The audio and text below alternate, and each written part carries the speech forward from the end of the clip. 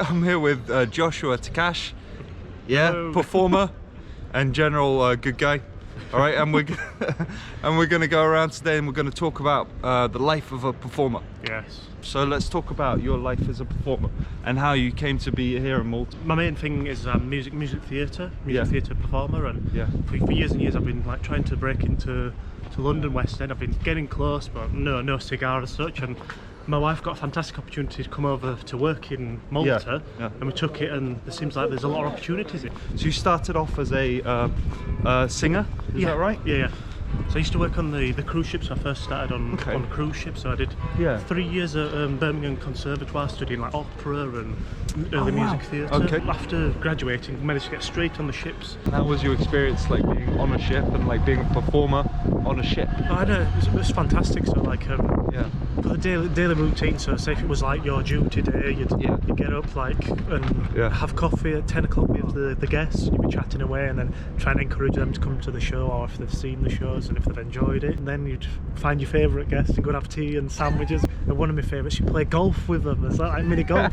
So it'd be like smashing the ball off like the stairs of the cruise ship. Really? My first ship, I was on there for a full year, and it was like a fantastic experience, and just like performing every day and do like 4 shows a day. Then you'd be having like your shows in the evening, so you'd be like doing an opera show or like Motown show or the best of the 60s, so all the Beatles. How did you find the difference between being like a regular like on land performer versus like being on a ship? I loved it, I think, like on the ships, because it was just fantastic. Because again, you're just constantly working. Like sometimes I suppose like when you're in England or in Malta, you're like trying to search for the work all the time. Yeah, it's just a ready supply. Yeah, that's right. That's a good point. Yeah. Did you ever get seasick? Yeah. What do you love about performing, man? I don't know, like the buzz that you get, and then the like for live stuff, the appreciation you get from like the audience as soon as you're doing something, and then I suppose like the nervousness in case something goes wrong and just see how people react. When I was, as I said, when I was working on cruise ships, really like funny one. Obviously the ships move. Yeah. And when we were all running on it, me and the guys for one of the songs, I jumped and the ship moved and I fell over, and the guys behind me couldn't carry on because they were just laughing.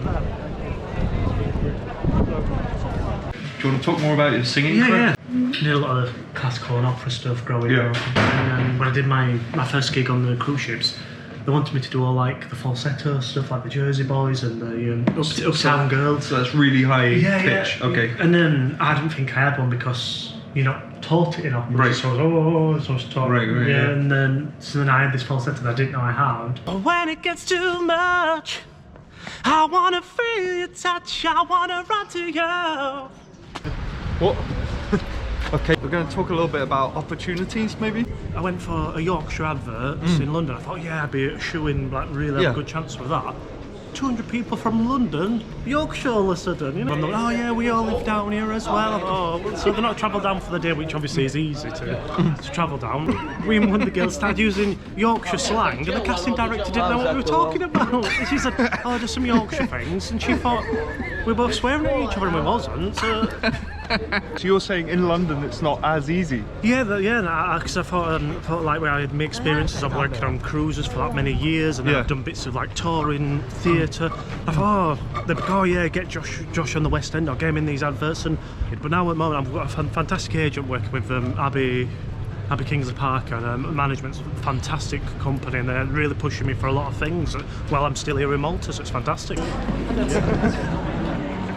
Did you have perhaps any things you didn't think would happen, like, and they just came out of the blue? Yeah, a funny one. A really good friend of mine now, and Chris Mellor, fantastic producer. He invited me down for this workshop, and I thought I was just helping the cast, like just giving them tea and coffee. Yeah. And I got there early, and he says, "This is what you're doing, why aren't you warming up?" I went, "What do you mean?" He went, "This is your performing." I went, "What?" And it was a new workshop for this musical, and he says, here's script, we're going to work on some new songs. Obviously I didn't know what were going on. The cast who were there were Stella, and one of the girls now, she's gone from strength to strength, Amy Atkinson, and she's going to be in Pretty Woman. It's a new musical, so again, I didn't need to know anything, but as such, I didn't need anything prepared because it was new, and we were doing stuff there and then.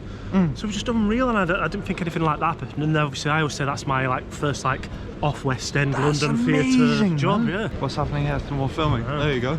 Malta filming. Hey!